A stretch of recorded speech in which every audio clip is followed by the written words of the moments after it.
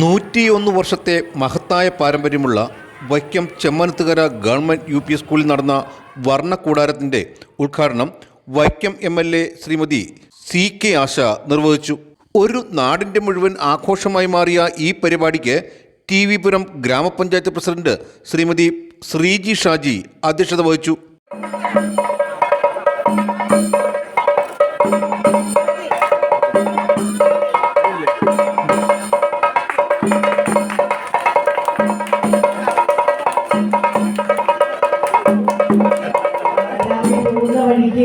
എന്തെല്ലാം കാര്യങ്ങളാണ് നമ്മുടെ ബാഗൊന്നുമില്ല, പെട്ടി കൊണ്ടുപോയിട്ടുള്ള ആൾക്കാരാണ് നമ്മളൊക്കെ അല്ലേ.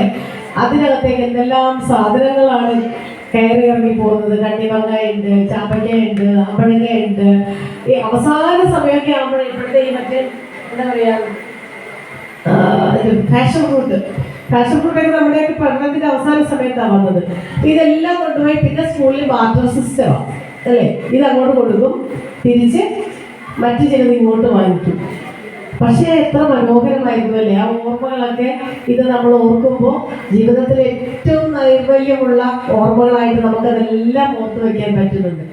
Vaikom block panchayat president Shri S Biju മുഖ്യ പ്രഭാഷണം നടത്തി. പൊതുവിദ്യാഭ്യാസ വകുപ്പും SSKയും സംയുക്തമായി നടപ്പിലാക്കുന്ന സ്റ്റാർസ് പദ്ധതിയിലൂടെ 10 ലക്ഷം രൂപ ചെലവഴിച്ചാണ് ചെമ്മനത്തുകര ഗവൺമെൻറ് UP സ്കൂളിൽ ആധുനിക സൗകര്യങ്ങളോട് കൂടിയ വർണ്ണക്കൂടാരം നിർമ്മിച്ചത്. പൊതുവിദ്യാലയങ്ങളിൽ നടത്തിവരുന്ന വർണ്ണക്കൂടാരം പദ്ധതി പ്രീ പ്രൈമറി വിദ്യാഭ്യാസ രംഗത്ത് ഗുണകരമായ പല മാറ്റങ്ങളും ഉണ്ടാക്കുമെന്ന് MLA CK ആശ ഉദ്ഘാടന പ്രസംഗത്തിൽ അഭിപ്രായപ്പെട്ടു.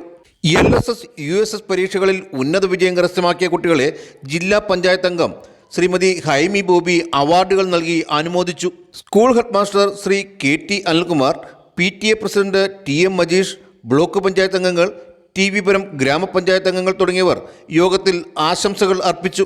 രക്ഷകർത്താക്കളും നാട്ടുകാരും ഉൾപ്പെടെ 100 കണക്കിന് ആളുകൾ സമ്മേളനത്തിൽ പങ്കെടുത്തു.